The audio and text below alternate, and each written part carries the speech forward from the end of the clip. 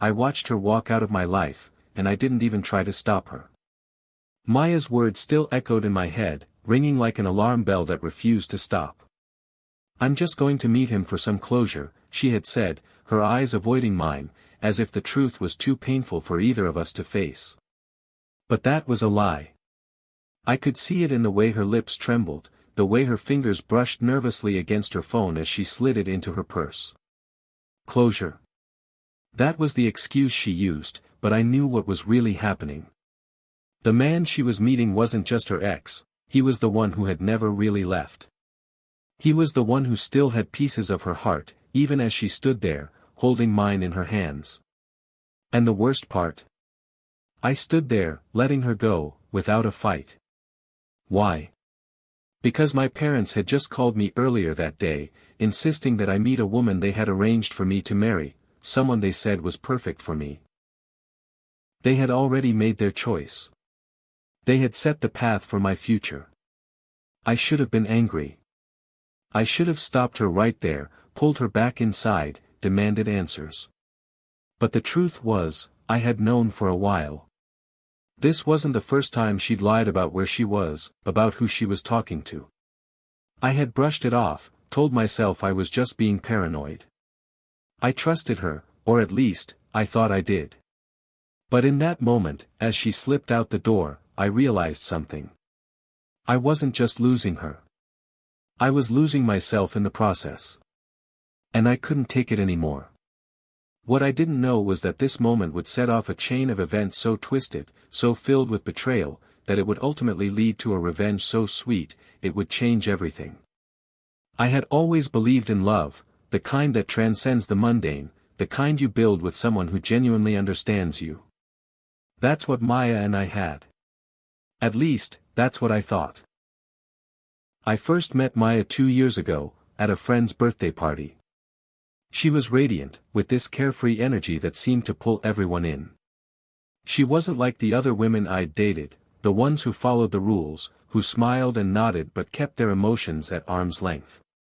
Maya had an openness that both terrified and fascinated me. It was as if she wore her heart on her sleeve, ready to share it with anyone who dared to ask. But with me, it was different. She was mine. At first, it was everything I had ever wanted. I had spent years focused on my career, trying to prove myself to my parents and to the world, building my life on ambition. But with Maya, everything shifted. She became my escape from the constant pressure of expectations. We would spend weekends hiking, drinking coffee at little-known cafes, talking about everything and nothing. She made me feel seen, understood, as if for once, I could just be myself. Her laugh was infectious, her presence was magnetic. I couldn't help but fall for her, deep and hard, faster than I had ever let myself fall for anyone. But there was always something in the back of my mind, an inkling of doubt I tried to ignore. It wasn't a big thing at first. A late text she wouldn't let me see. A phone call she'd take outside, her voice low and evasive. Sometimes, I'd catch her staring off into the distance, as if lost in thoughts of another life, another time.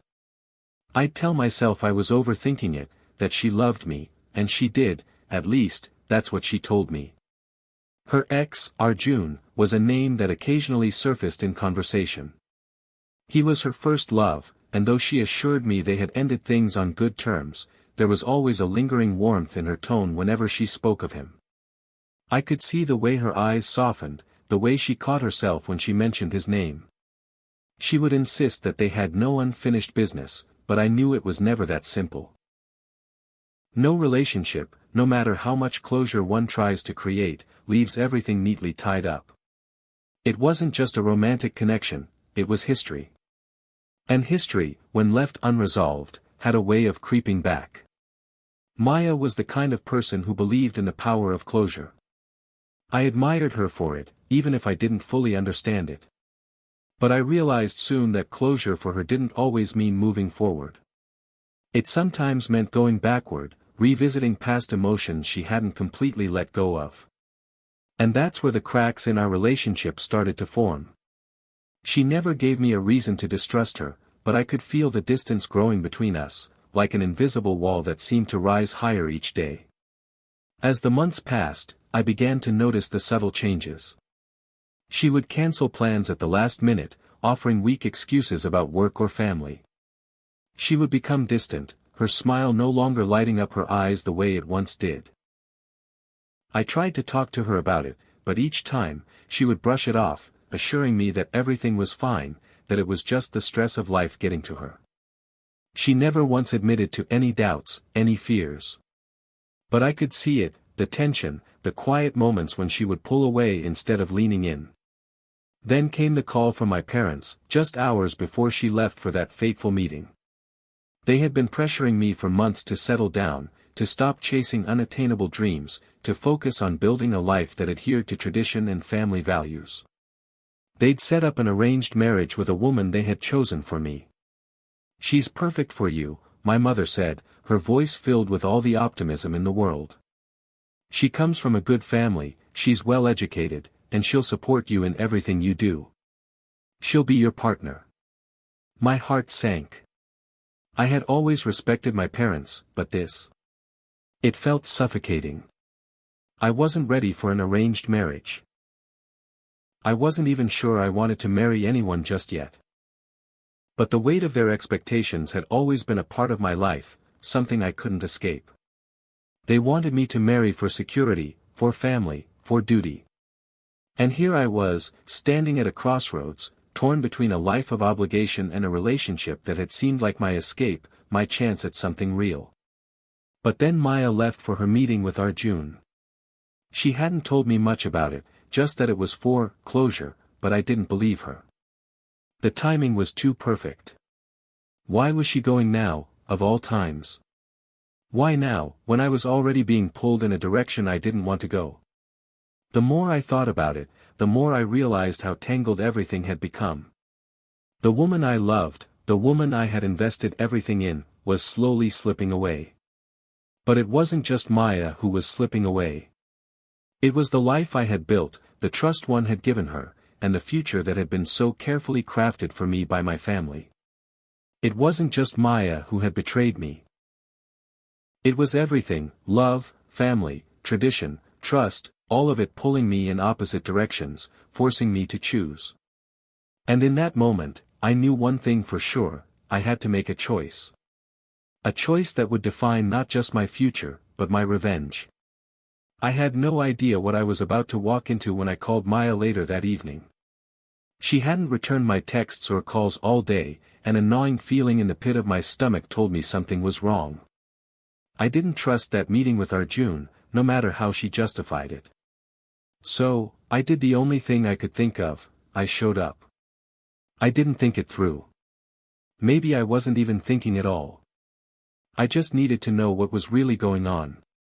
I pulled up to the quaint little cafe near the park, the one Maya and I had visited countless times in the past. It was quiet, tucked away from the bustling streets of the city. I parked across the street, my heart hammering in my chest. The moment I stepped out of the car, I saw them. Maya and Arjun. They were sitting at a corner table, their bodies close enough for it to be more than just a friendly chat.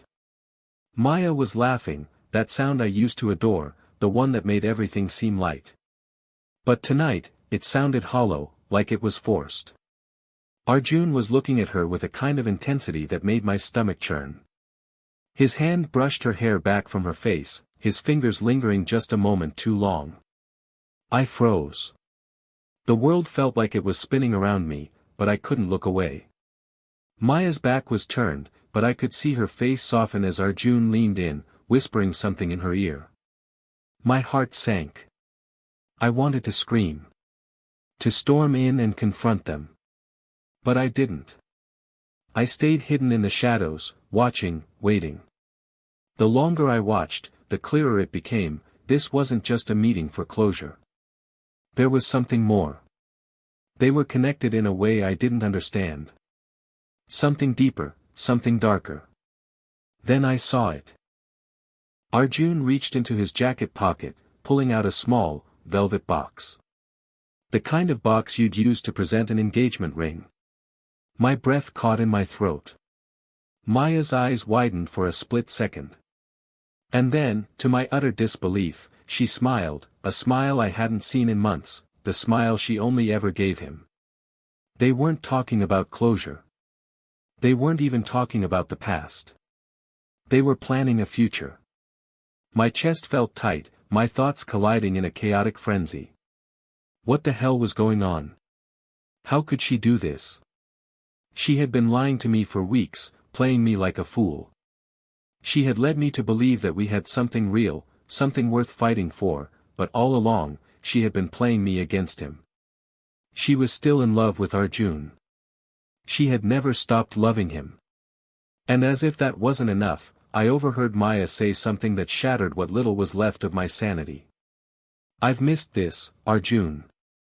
I've missed you," she whispered, her voice cracking.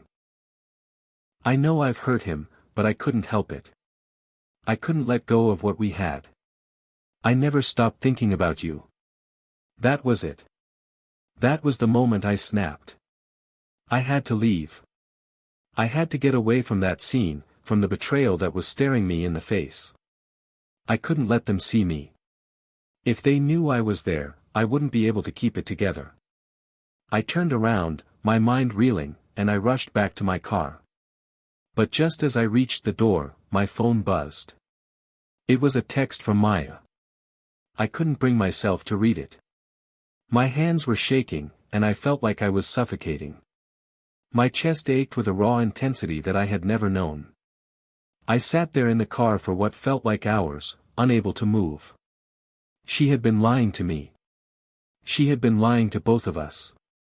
It wasn't just that she had gone back to Arjun, it was the fact that she had kept me in the dark, pretending to love me while her heart was still tethered to someone else.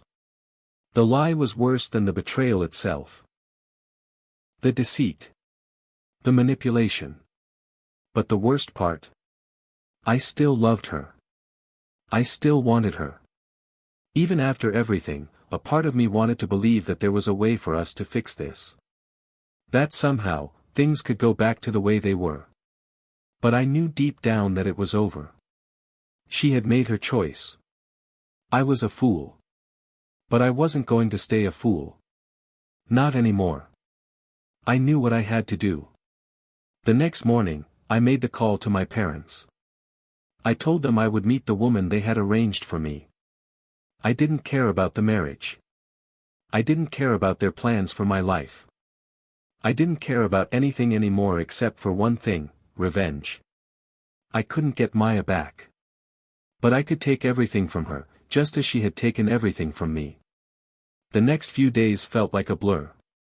I didn't sleep. I barely ate. All I could think about was what I had witnessed at that cafe, the words Maya had whispered to Arjun, the way she had looked at him as if she were still his. My mind replayed every moment on a loop, each one more painful than the last. I had come to terms with the fact that Maya had betrayed me, but what I hadn't expected, what I couldn't have possibly prepared for, was how quickly the world around me would start to collapse. It started with a phone call, a few days after the cafe incident. My mother, the woman who always knew how to manipulate with sweetness, was on the other end. "Sweetheart, I'm so happy you agreed to meet Priya. I know you'll see what we see in her. She's perfect for you." Her voice was syrupy, coated in false warmth. But there was something else there, something sharp, almost controlling. I had agreed to meet Priya because I wanted to escape the crushing reality of what was happening with Maya, but now, the prospect of marrying someone I barely knew felt suffocating. I was angry, confused, and lost. "I'm not sure this is the right time, Mom," I said, trying to keep my voice steady. "I'm still dealing with a lot of things." "Don't be silly," she cut in, her tone turning cold.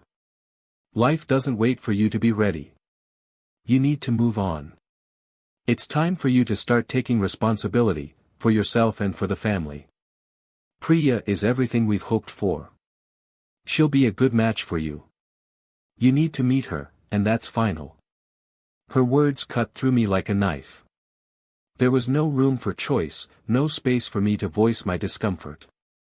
In her eyes, I wasn't a man with his own desires, I was a piece in a larger puzzle, a puzzle they had already decided to complete without me. I ended the call, but the weight of it hung heavy on my shoulders. The tension with my parents had been building for months, but now, it was more than just their expectations. It was the realization that my life was slipping out of my control. I wasn't just losing Maya, I was losing myself. But things were about to get worse. The day I was supposed to meet Priya, I ran into Maya again. It was completely unplanned. I had just walked into the grocery store to pick up a few things, and there she was, standing in the produce aisle, her eyes scanning the shelves. For a moment, I thought about walking away, about pretending I hadn't seen her, but I couldn't. I couldn't just let her go without at least hearing her side of things. I was angry, yes, but I needed answers. Maya, I said, my voice low. She turned, her eyes flickering with recognition, then quickly flickering away.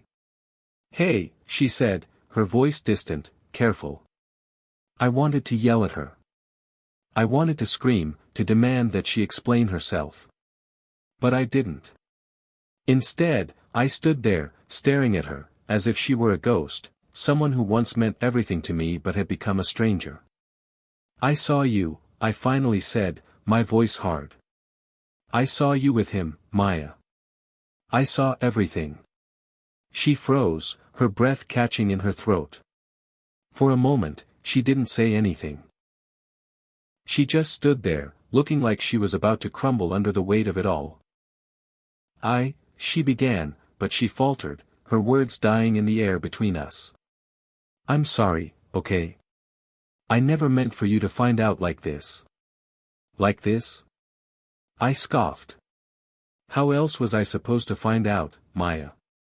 You've been lying to me for months. You told me you loved me, that we had a future, but all along, you were planning to go back to him. You were never honest with me. Tears welled up in her eyes, and for a moment, I almost believed her apology. She looked like she wanted to reach out to me, to beg for forgiveness, but I wasn't having it. I couldn't let her manipulate me again. Not this time.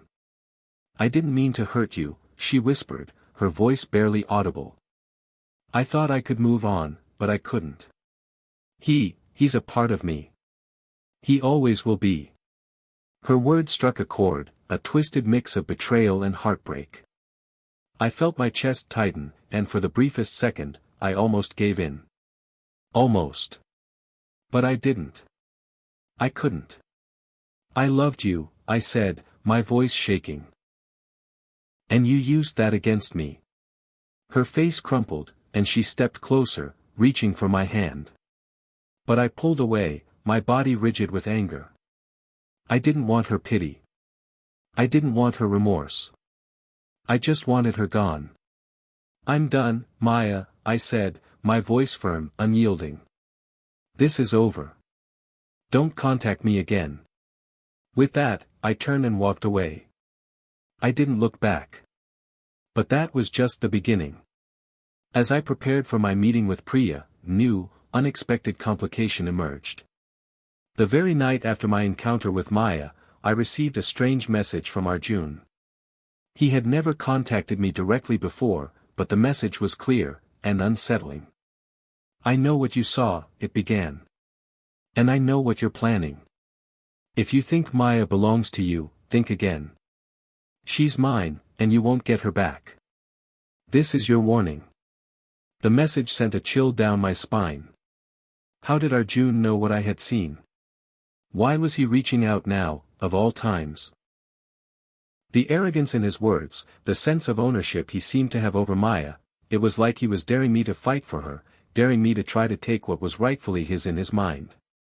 It felt like a threat, but it wasn't just about Maya anymore. This was about dominance, about control. And suddenly, everything I thought I knew was turned upside down. I couldn't just walk away. I had to fight. But I also knew that winning Maya back wouldn't be enough. The stakes were higher now. I wasn't just fighting for her love, I was fighting for my dignity, my future, and my own sense of power. Priya, my parents' carefully chosen bride-to-be, was now a pawn in a much bigger game. Arjun was already trying to manipulate me, and I had no idea what Maya's role in all of this truly was. The tangled web of lies, betrayal, and deceit had only just begun to unravel, and the truth was more complicated than I could ever have imagined. I was done being the victim. The pain of betrayal still gnawed at me, but the fire it sparked inside me was something else entirely. It was rage, pure, cold, calculated. Maya had shattered everything I believed in, and Arjun's arrogance had sealed the deal. I wasn't just heartbroken anymore, I was furious. And when you're in that kind of pain, you learn something about yourself. You learn that you're capable of things you never thought possible. I could feel the rage boiling in my veins as I sat alone in my apartment that night. It was past midnight, but sleep was nowhere near my mind. I had spent hours thinking about my next move, weighing my options. Maya and Arjun had made their move. Now it was time for mine. And it wasn't going to be an emotional, impulsive outburst. No. This was going to be a revenge so perfect, so intricate, that it would leave them both reeling. I knew one thing for certain, I couldn't go back to Maya. I couldn't be her second choice, the one she'd settle for when things with Arjun didn't work out. No. I deserved better than that. But I also couldn't let them get away with it. They needed to feel the weight of their actions. They needed to pay. I made a plan. A careful, calculated strategy to dismantle everything they had built. Not just their relationship, but everything that held power over me, the family expectations, the image of a perfect life I had been forced to live, and my own self-doubt. I knew exactly what would hurt the most, my parents. As much as I hated the thought of fulfilling their perfect vision for my life, I realized that their pressure could be used to my advantage. My mother, in particular, had always been so certain about my future, so insistent that I live by her ideals.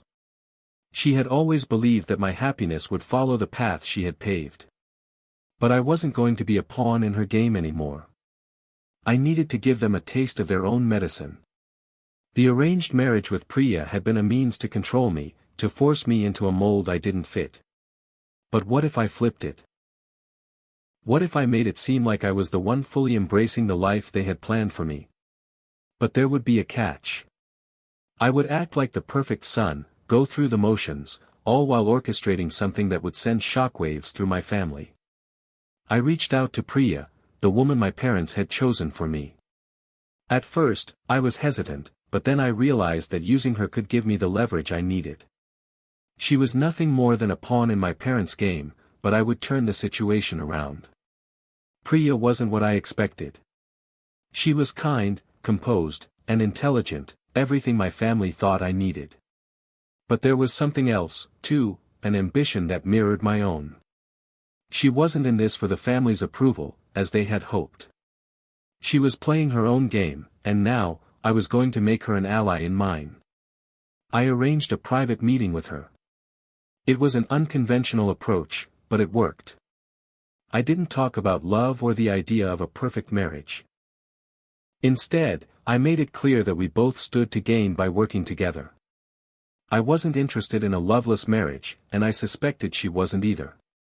So, I made an offer, let's pretend to be the perfect couple. Let's make them believe that we're happy, but in reality, we'll each play our own game. We'll use our respective positions to undermine their expectations. We'll gain control of our futures, and when the time is right, we'll pull the rug out from under them. She listened intently. When I was done speaking, she leaned back, her lips curling into a small smile. "You know, I think I might like the way you think," she said. Arjun. He was the wild card in all of this.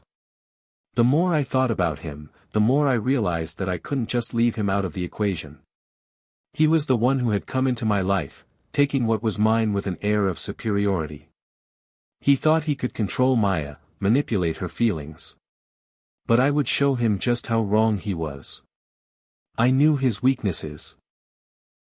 Arjun had always been the one to boast about his connections, his power, the things he had that others didn't. But there was one thing he didn't count on, my ability to expose him.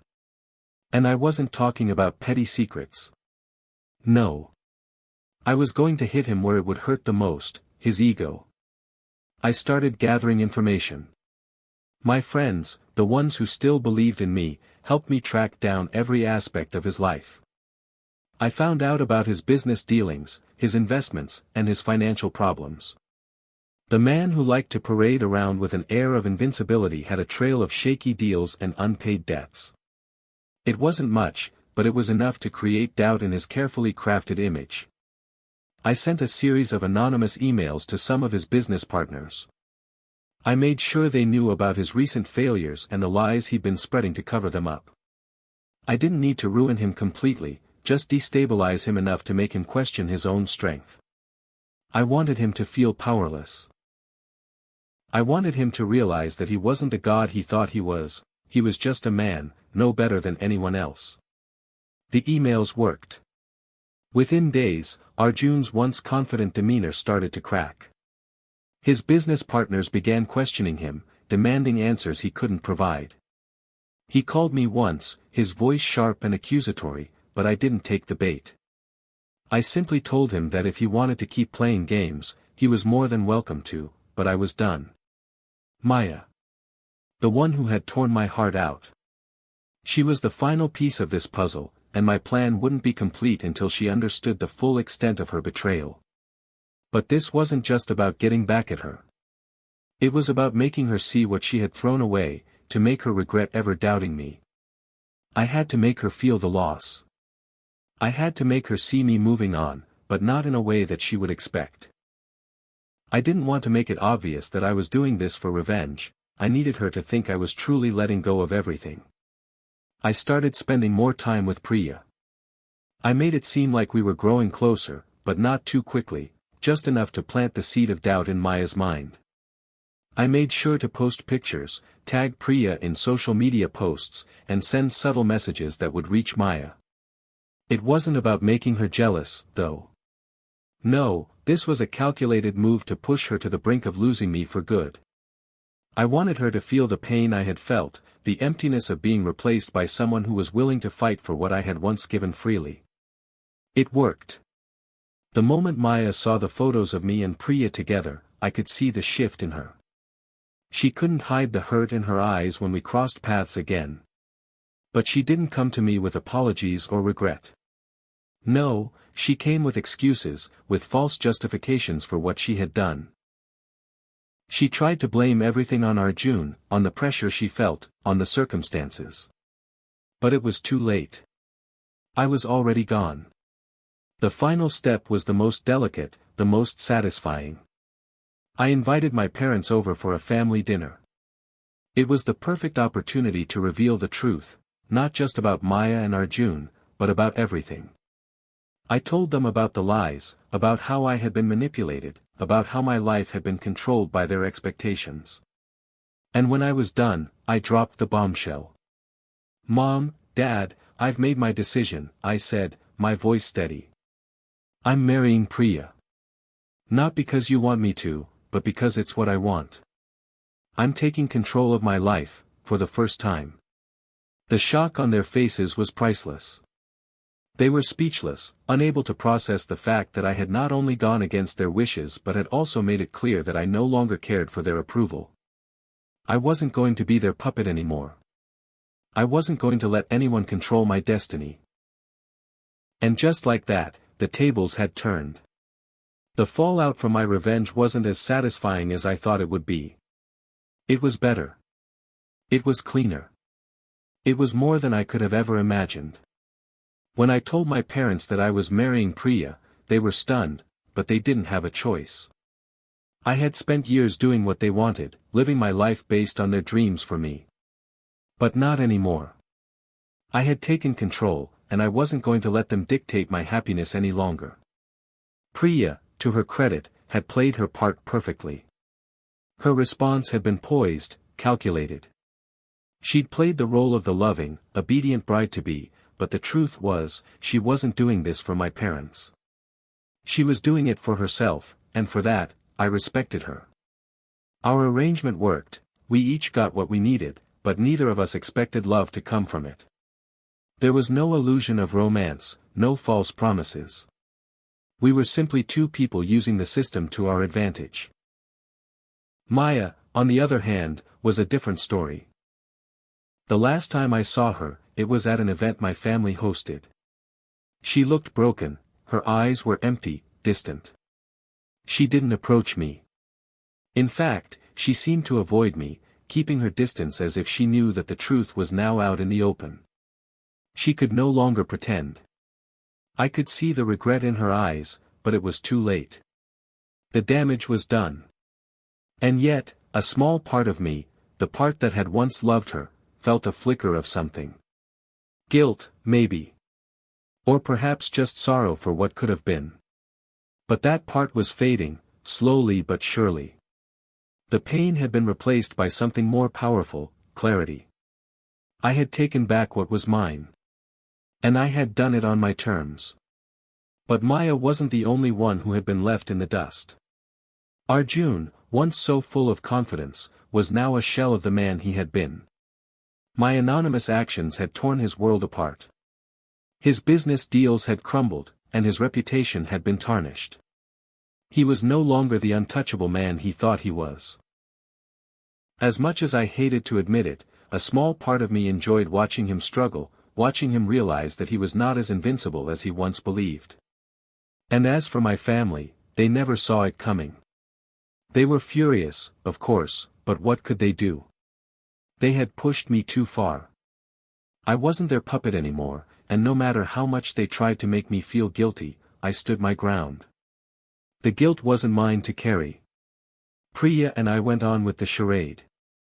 We made appearances at family events, posed for pictures, and followed the script they had written for us. But in truth, I knew that this was just the beginning of something much bigger. Priya was playing her own game, and I was beginning to see how much more there was to her than just a pawn in my revenge plot. There was an ambition behind her eyes, an ambition that was eerily similar to my own. Maybe this marriage wouldn't be the end of our story, but just the start of something more complicated. As for Maya, I knew I had seen the last of her in any meaningful way. The door had closed, and I had locked it. She had chosen Arjun. She had made her bed. And while I wouldn't wish her any harm, I would never let her back into my life again. There was no space for her anymore, not after everything she had done. But the truth was, revenge wasn't just about making others pay for their betrayals. It was about reclaiming my power, rediscovering who I was. I had let Maya and my family control me for far too long, but now, I was free. And that feeling, the feeling of freedom, of control, was intoxicating. But this wasn't the end. Not for me. Not for anyone involved. There was a storm brewing, and it wasn't just about Maya or Arjun or my family. It was about the games we all played, the lies we told ourselves, and the choices we made. There was still so much left to unravel, so many consequences still in motion. So, if you want to see where this story goes next, if you want to know how deep the rabbit hole really goes, then stick around. I've learned a lot in the past few months, and I'm not done yet. There are people who think they've won. People who think they've got everything figured out. But I know better. The real game is just beginning. And the best part? You're about to watch it all unfold.